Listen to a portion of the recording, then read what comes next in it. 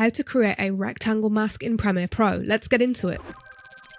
Begin by selecting your footage, then come over to the left toolbar, click and hold on the object mask and then select the rectangle mask tool. Move your cursor over to your program monitor and click and drag to create your rectangle mask over the area that you want to mask. For this example, it's going to be this screen. If your points aren't precisely lining up, you can click and drag them individually to suit the edges of the thing that you're trying to mask out. Once you're happy with the positioning, come up to Effect Controls, come into Unassigned Masks. You will see this rectangle mask.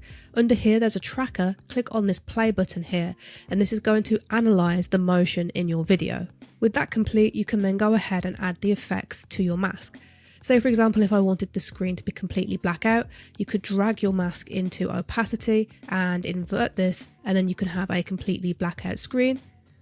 Alternatively, you can add effects from the effects panel. So let's say for example, I wanted to add a blur. I can come into effects, search for blur and drag a Gaussian blur onto my clip, and then that will automatically blur that mask that we've just created there.